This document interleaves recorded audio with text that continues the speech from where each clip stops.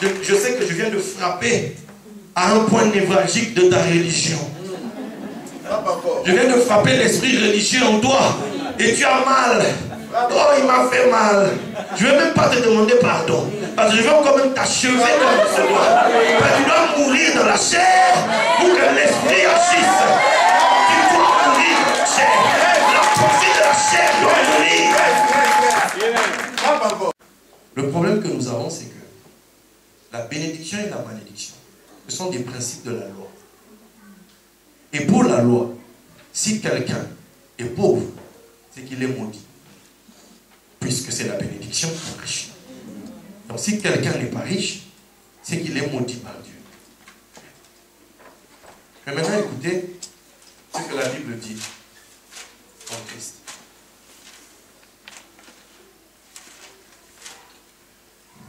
Romains 8, verset 35. Qui nous séparera de l'amour de Christ? On va compter. Hein? Sera-ce la tribulation? Hein? Ou l'angoisse? Ou la persécution? Ou la faim? Ou la nudité? Ou le péril? Ou l'épée? Or, le chiffre 7, c'est le chiffre de l'abondance. Donc, quand il n'y a pas d'abondance, voilà les choses que souvent on vit. Peut-être que tu es dans la tribulation. Tu dis que Dieu t'a lâché. Que des angoisses te saisissent. Tu dis que Dieu m'a lâché. La persécution, Dieu m'a abandonné. La faim, le frigo d'un vide abyssal, tu vois. Le compte en banque, c'est vraiment... Bon, bref, je ne veux pas énerver des gens qui déjà... voilà. La nudité, c'est difficile. Le péril, l'épée. Quand ces choses arrivent, tu dis que Dieu t'a abandonné, n'est-ce pas? Mais Paul nous dit, qu'est-ce qui peut nous séparer de l'amour de Dieu? Rien. Parce que ces choses-là, c'est-à-dire ce sont des choses anti-abondance, qui est le signe de la loi de la bénédiction. Mais qui provoque ça? C'est le tentateur. On ne va pas l'appeler le tentateur bien-aimé parce que certains n'apprécieront pas. Donc Romains 8, 37 à 39. Mais dans toutes ces choses, nous sommes plus que vainqueurs. Quelle chose? Tribulation. Tout ce qu'on vient de lire là, ok? Dans toutes ces choses. Parce que une personne qui ne connaît pas Christ, dès que ces choses arrivent, il se dit, voilà, c'est fini, j'ai perdu. N'est-ce pas? Mais Paul dit, dans toutes ces choses, nous sommes plus que vainqueurs par celui qui nous a aimés. Car j'ai l'assurance, content encore, que ni la mort, ni la vie, ni les anges. Arrêtons-nous un peu là. La mort et la vie, c'est ce que Moïse, c'est la répartition de Moïse. Les deux éléments de la loi. J'ai mis devant toi la vie et la mort. Or, les anges, ce sont ceux qui ont donné les commandements de la loi. Nous sommes en pleine loi. Là. Bon. Donc, on est à 3 lois. Ni les dominations, ni les choses présentes, ni les choses à venir, ni les puissances, ni la hauteur, ni la profondeur, ni aucune autre créature. Combien? Dis-le encore. Bon, 10, c'est le chiffre du tentateur. Vous serez libre pendant 10 jours. Le diable mettra certains parmi vous en prison pendant 10 jours. Vous serez éprouvés. Garde, comme on dit, sois fidèle jusqu'à la mort, je donnerai la couronne de la vie. Éprouvé pendant combien de jours? Daniel dira quoi? Éprouve-nous, éprouve tes serviteurs pendant combien de jours? 10 jours. C'est 10 jours. Au bout de 10 ans, Abraham, on lui a filé Agar. Nous, la Bible dit, le bishop on n'est pas passé ici. Si. Il ne vous a pas parlé de 10. Si. Il vous a dit quoi? Le 10, ça, il faut faire quoi? Il faut l'enlever de chez toi. Dehors, ça s'appelle la dîme. Est-ce que quelqu'un a compris ça? Quand tu donnes ta dîme, tu t'enlèves des problèmes.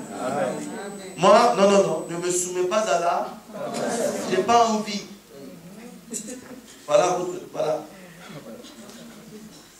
Si tu n'es pas appelé, ne mange pas des dîmes. Tu vas t'allumer des feux à la maison que tu ne comprends pas d'où ça vient. Aucune créature ne pourra nous séparer de l'amour de Dieu manifestant en Jésus-Christ notre Seigneur. Donc, en fait, tous ces éléments sont les éléments de la création, sont les anges. Ce sont des puissances qui fonctionnent avec la loi. Derrière la loi, il y a des esprits. Il y a des puissances qui sont là, qui dominent, qui contrôlent des endroits.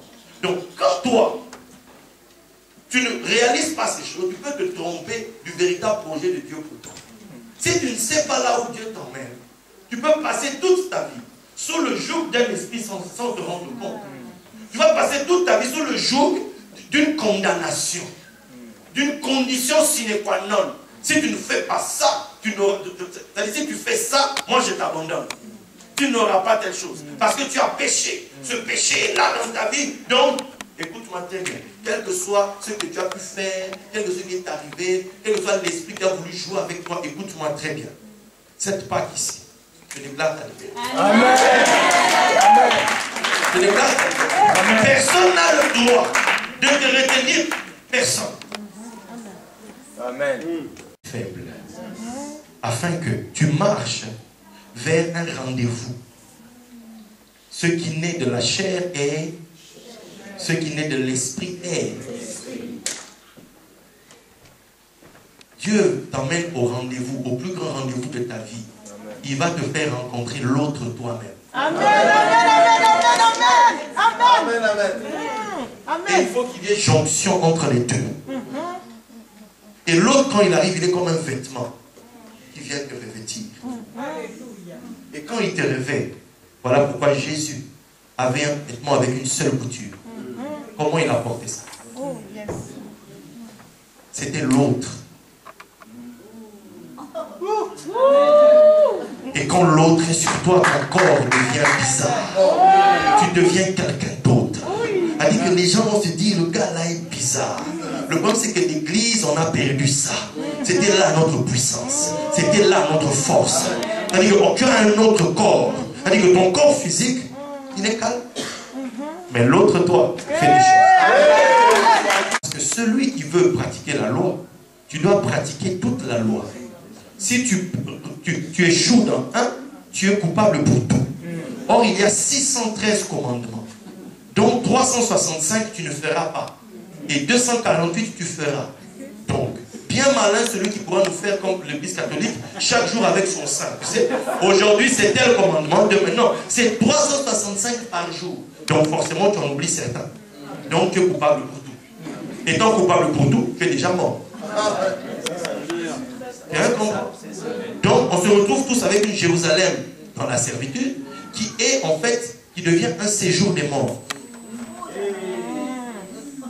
Parce que les gens sont frappés, ils sont emprisonnés. Or, Jésus, quand on le crucifie, quand il meurt, la Bible dit quoi? Que des corps des saints revinrent à la vie.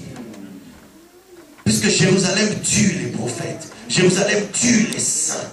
Tous ceux qui ont été tués à cause de la loi, tous ceux qui ont été tués à cause de la lettre qui tue, tous ceux-là étaient emprisonnés, étaient down. Mais ils attendaient quelqu'un qui devait être le prémisse, qui devait être celui qui ouvre le chemin et qui nous ramène à la vie. C'est lui qui ouvre les portes de la prison. Ceux qui étaient morts, leurs corps sont revenus à la vie. C'est les corps des saints. Or, Paul nous dit que le corps, c'est un vase.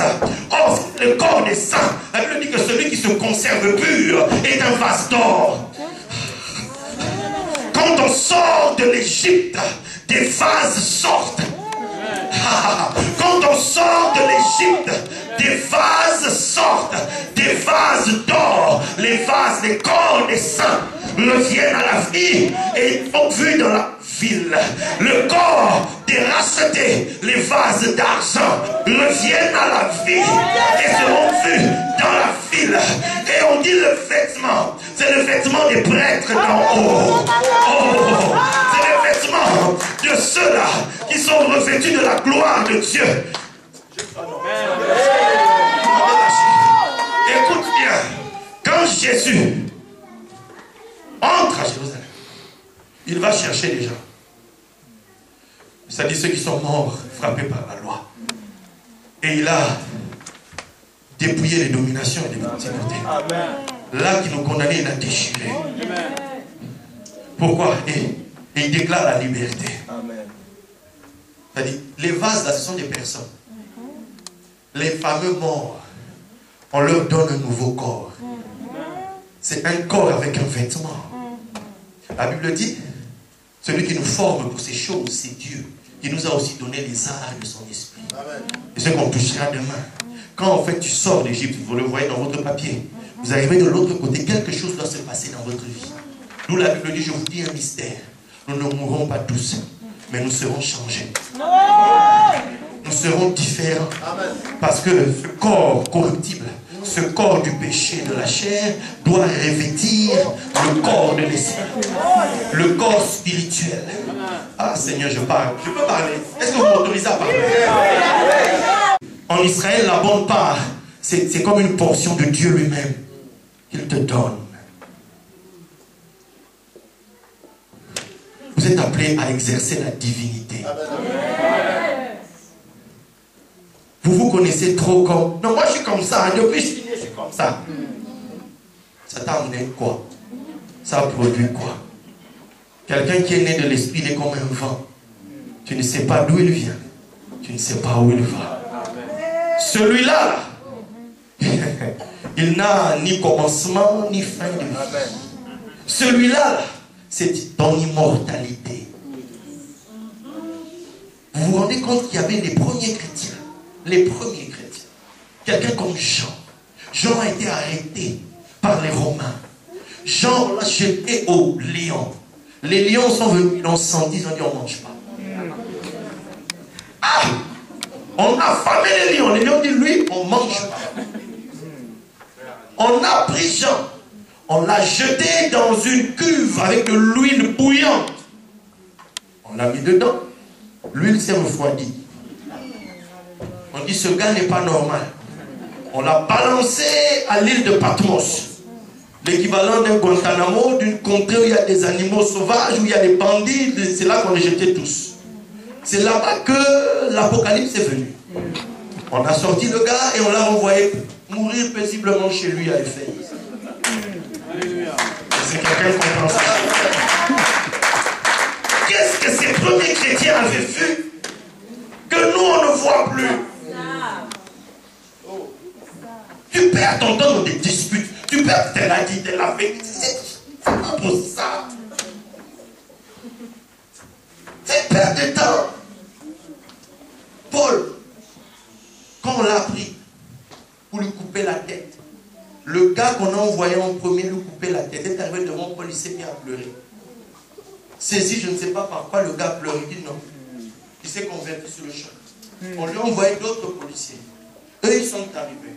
Paul a posé sa tête sur la guillotine, là, pour qu'on lui coupe la tête. On coupe la tête à Paul. De son corps sortait du lait et du sang. Est-ce que vous comprenez ça? Du lait et du sang. C'est qui ces gens? On dit des extraterrestres. Comme on avait dit de aliens. Bizarre, sort des corps. Vous n'êtes plus un humain. Vous êtes... Quand Christ en vous vient vous revêtir, d'où vous devez, comme ce chemin-là commence, tu dois d'abord accepter l'autorité de celui qui est là. Tu dois accepter que Dieu le fait en lui pour que cela t'arrive à toi. Amen. Si tu ne crois pas que cette chose est en lui, comment ça se passera chez toi? Jamais. Mais maintenant, pourquoi est-ce que la richesse doit venir? Parce que ces gens-là retournent dans la ville. Quand la Jérusalem d'en haut vient te revêtir, tu dois retourner dans la Jérusalem d'en bas. Mais non, parce que tu vas être un témoignage au milieu d'eux. Mais maintenant, eux là, eux pour être sûrs que Dieu est avec toi, t'a béni, ils doivent voir le signe de la bénédiction. Donc Dieu est obligé, en plus de la puissance, de te combler de richesses comme le monde l'a. Parce que ce n'est qu'ainsi que les gens de la loi vont dire, effectivement, cette chose-là, c'est la bénédiction de Dieu. Amen. Qui a compris le message? Amen. Qui a compris cette parole? Qui a compris cette parole?